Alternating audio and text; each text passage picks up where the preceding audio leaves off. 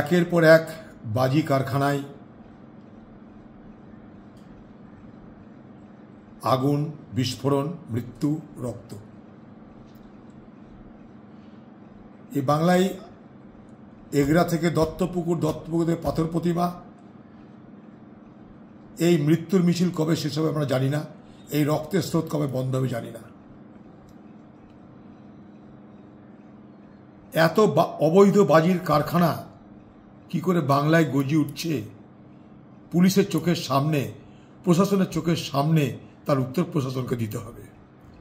অনেকদিন আগে একটা সিনেমা দেখেছিলাম, শোলে নাকি, সেখানে বলছিল আস্তানি মনে হয় যে হাম কভি নাই সুধরেঙ্গে।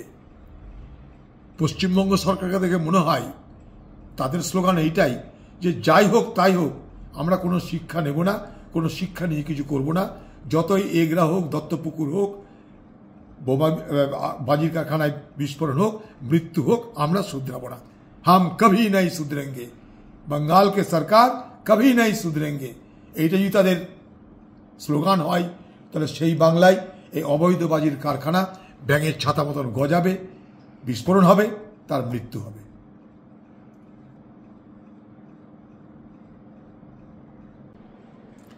পশ্চিমবঙ্গে নির্বাচনকে পাখির চোখ করে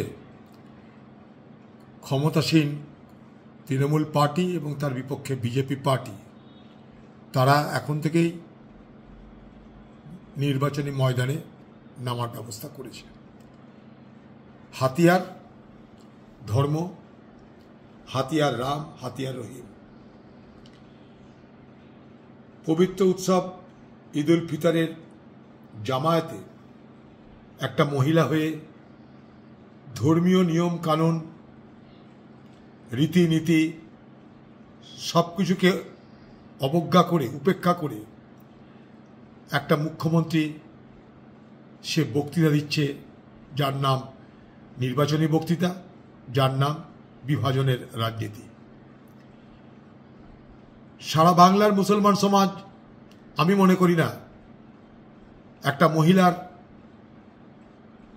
নামাজের জামাতে উপস্থিত হয়ে, বিশেষ করে ঈদের মতন পবিত্র দিনে হঠাৎ করে রাজনৈতিক বক্তব্য দেওয়াকে সমর্থন করেছে, আমি বিশ্বাস করি না।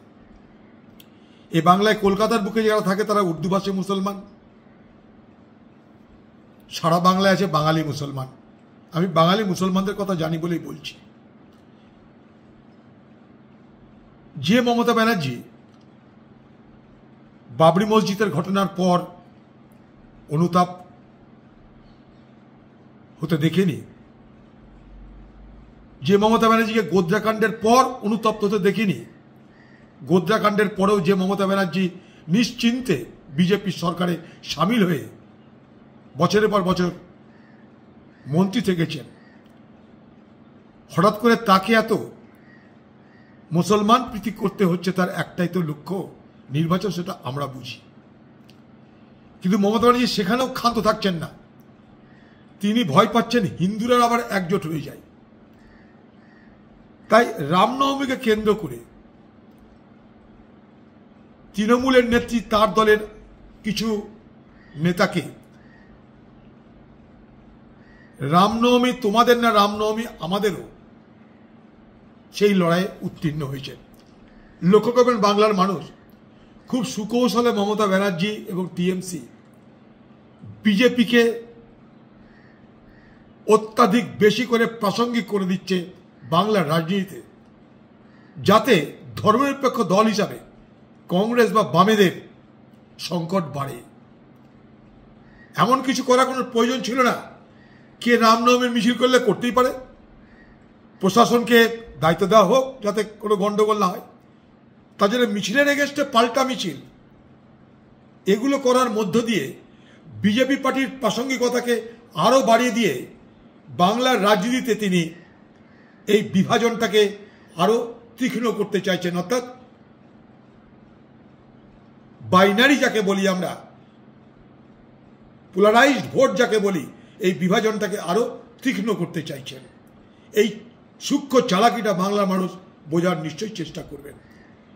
এতদিন তার দলের লোকরা কখনো রামনবমী পালন করেনি, বিজেপি পার্টি রামের কথা বলে, সবাই জানি আমরা।